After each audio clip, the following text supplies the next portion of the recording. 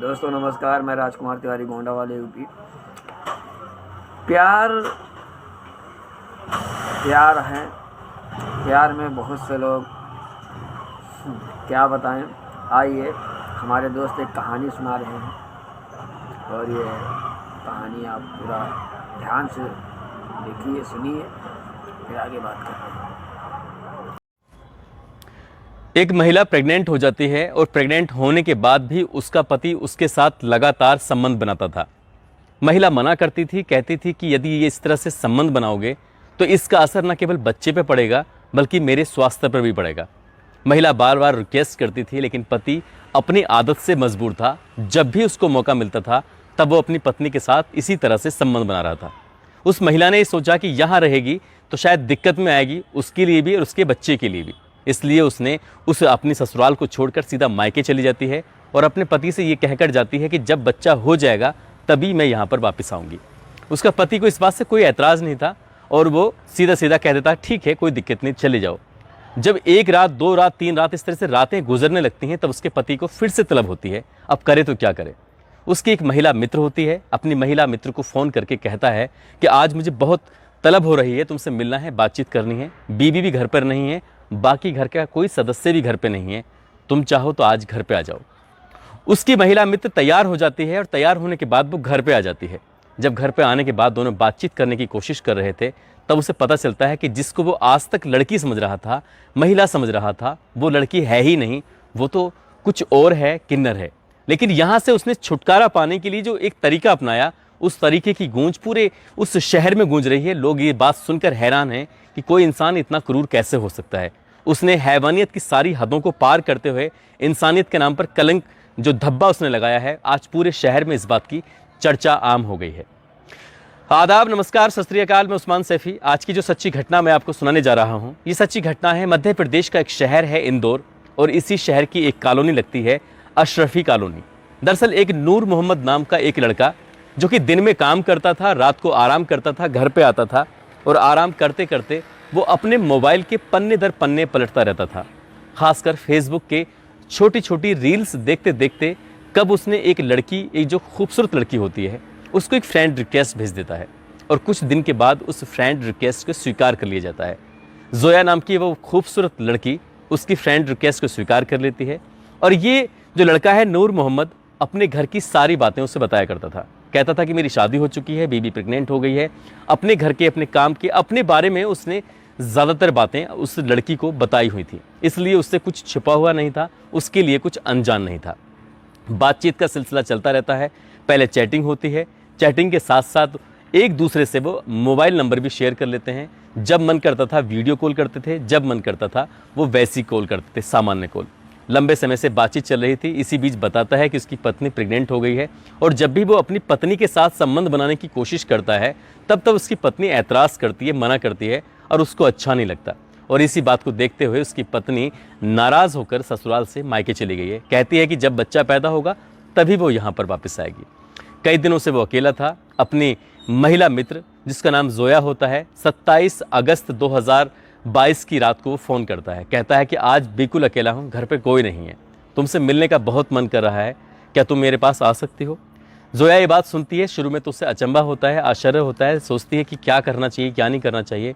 लेकिन जब जोया से इसके लंबे समय से बातचीत चल रही थी, एक एक बात को वो जानती थी, तब जोया तैयार हो जाती है। कहती है ठीक है, तुम मुझे लेने के लिए आ जाओ। कुछ रास्ते वो चलती है, कुछ रास्ते उसका दोस्त चलता है, दोनों एक दूसरे से रास्ते मिलते हैं। उसको लेकर वो सीधा उसके अपने घर आता है।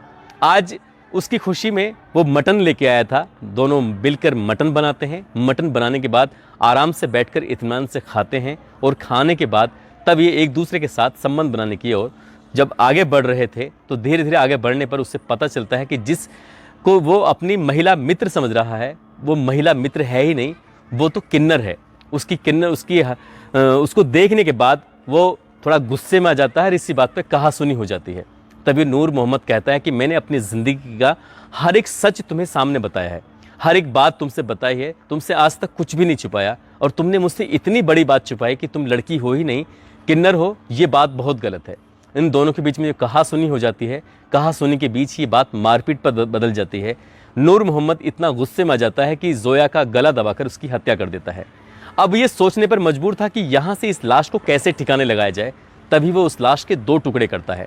2 टुकड़े करने के बाद उसके बीच से एक हिस्सा ऊपर का होता है, एक हिस्सा नीचे का होता है। नीचे वाले हिस्से को वो बोरी में रखता है और दूसरे वाले हिस्से को भी उसी बोरी में रखने की कोशिश कर रहा था, लेकिन बोरी में जगह ही नहीं थी, स्पेस ही नहीं था।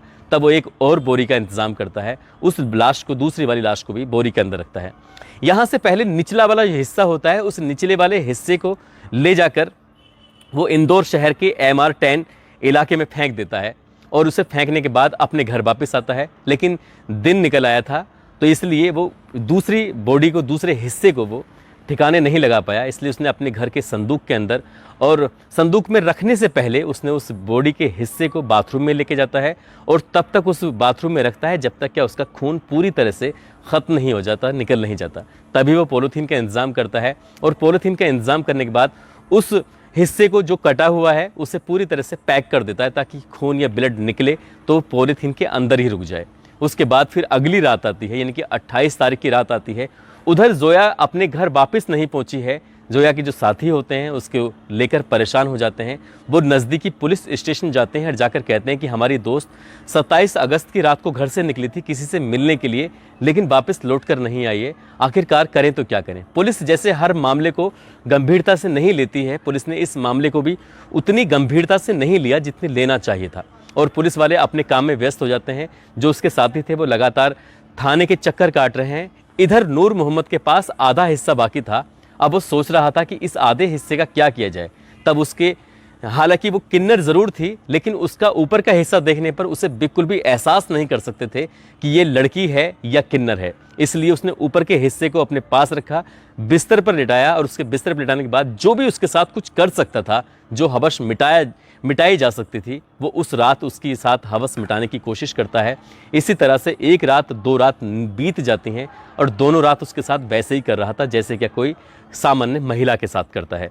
31 अगस्त की सुबह अचानक ही MR10 रोड पर शरीर का आधा हिस्सा मिलता है। पूरे शहर में हड़कंप मच जाता है और हड़कंप मचने के बाद पुलिस वाले इस आधे हिस्से को तलाश करने की कोशिश कर रहे थे। उधर जोया के दोस्तों ने, उसके मिलने वालों ने, उसके जो साथी किन्नर थे, उन्होंने एक मुकदमा दर्ज कराया था। उनकी साथी गायब है। तभी पुलिस को सक्रिय होती है, उसे शक होता है कि हो सकता है कि ये जोया की ही लाश हो, क्योंकि उसके बाकी हिस्से से पता चल जाता है कि वो किसी महिला या पुरुष की लाश नहीं बल्कि किन्नर की लाश है और किन्नर पहले ही मुकदमा दर्ज करा चुके थे। अब यहाँ से मिलान किया जाता है, मेल किया जाता है कि बाकी का हिस्सा कहाँ है। तब उसके बाकी साथियों से पूछा जाता है कि तुम्हारे साथी की किससे बात होती थी, क्या होती थी। फ़ोन कॉल की रिकॉर्डिंग निकाली जाती है, उसका नंबर की CDR निकलवाई जाती है, तो पता चलता है कि ये अशरफी कॉलोनी है, उस इलाके का रहने वाला नूर मोहम्मद है। उससे बातचीत होती थी। पुलिस वाले सूचना जैसे ही उन्हें CDR से प्राप्त होती है, सर्विलांस टीम उसमें मदद करती है। तुरंत ही वो इस अशरफी मोहल्ले में कॉलोनी पहुंचते हैं। वहां जाकर नूर मोहम्मद के पास जाकर उसको देखते हैं, वो घर के अंदर ही मौजूद होता है। उससे पूछताछ करते हैं तो वो पुलिस के सवालों के सामने ज़्यादा देर टिक नहीं पाता और वो बाकी का हिस्सा संदूक के अंदर रखा हुआ था, लाश रखी हुई थी और उसमें से कहीं ना कहीं दुर्गंध भी आने लगी थी। पुलिस वाले पूछ रहे थे कि बाकी हिस्से का तूने क्या किया, तो तब उसने बताया कि बाकी हिस्से के साथ उसने गंदा काम किया था, घिनौना कृत्य किया था। वो कैसे कर रहा था, क्या कर रहा था, शरीर के ऊपर के हिस्से से, ये भी एक समस्या पर है। इस घटना को देखने के बाद वो मानसिक रोगी से कम नज़र नहीं आता। लेकिन इस इलाके के जो ACP होते हैं, जयंत सिंह राठौर, वो कहते हैं कि अपने कार्यकाल में ऐसी हीनियस वारदात कभी देखी ही नहीं, अपनी आंखों से ऐसा क्रूर चेहरा कभी देखा ही नहीं, जिसने एक लड़की को एक किन्नर को लड़की समझा, उसके साथ संबंध बनाने की कोशिश की। जब उसमें नाकामयाब होता है, उसका गला दबाता है, उसके शरीर के 2 हिस्से करता है, उसको मार देता है, एक हिस्से को फेंक देता है, दूसरे हिस्से को वो अपने घर में रखता है उसके साथ गंदा घिनौना कृत्य करने के लिए। पुलिस वालों ने उस आरोपी को गिरफ्तार करके जेल भेज दिया है। उनकी कोशिश है कि इस मामले को फास्ट ट्रैक कोर्ट में चलाया जाए ताकि आरोपी को कम से कम समय में बड़ी से बड़ी सजा मिल सके और पूरे इंदौर शहर ही नहीं बल्कि पूरे मध्य प्रदेश में एक मैसेज, एक संदेश जा सके कि ऐसे घिनौना कृत्य करने वालों को किसी भी कीमत पर बख्शा नहीं जाएगा। दोस्तों, इस घटनाक्रम को सुनाने का उद्देश्य भी किसी को परेशान करना नहीं है, किसी का दिल दुखाना नहीं है, बल्कि आपको जागरूक करना है, आपको सचेत करना है। इस तरह के षड्यंत्र, इस तरह के धोखेबाजी नहीं करनी चाहिए जैसे जोया ने की थी। जोया ने उसके साथ धोखा करके न केवल अपनी जान को खतरे में डाल दिया, बल्कि वो हमेशा हमेशा के लिए इस दुनिया को अलविदा कह के ही चली गई। वो कभी वापस लौट कर भी नहीं आ सकती। लेकिन एक संदेश है जो वो दे के गई है कि धोखा करोगे तो उसके साथ भी धोखा ही होगा। आज नेहा सिंह का जन्मदिन है, जो कि कुशीनगर की रहने वाली हैं। उमेश पाठक पत्रकार हैं, जो कि दैनिक जागरण के हैं, गोरखपुर के रहने वाले हैं। इन दोनों को जन्मदिन की बहुत सारी शुभकामनाएं, बहुत बहुत मुबारकबाद।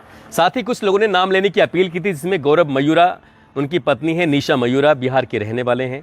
साथ ही जयप्रकाश और उनकी पत्नी सोनम, ये भी बिहार के रहने वाले हैं। जाकिर हुसैन आसम से हैं। अर्जुन कुमार यूपी से। ओम हरी, मनोरंजन सिंह, कबीर खान, मोहम्मद नदीम यूपी से। शिव शंकर पासवान झारखंड से। अभिमन्यु यादव छपरा से। सोनमणि कुमार आजमगढ़ से। सौम्या पाल कानपुर से। नीतुल दिवाकर फतेहपुर से। प्रमोद कुमार गुप्ता मोतीहारी से। अरवाज हुसैन मधुपुरा से। मोहित सिंह घोष रामपुर से। इंतज़ार चौधरी टीकमगढ़ से। फरहान खान बलरामपुर से। दिलशाद आलम मेरठ से। चरण सिंह गुजर मंदसौर मध्य प्रदेश से। अमन गांधी, लोकेश मीणा, अजय सिंह लोधी कौशाम्बी से। रजत खान राजस्थान से। जहांगीर सिद्दीकी फर्रुखाबाद से। सुमित कुमार दिल्ली से। इन लोगों ने नाम लेने की अपील की थी। आप सब लोग अपना ख्याल रखें, सुरक्षित रहें। जय हिंद, जय भारत।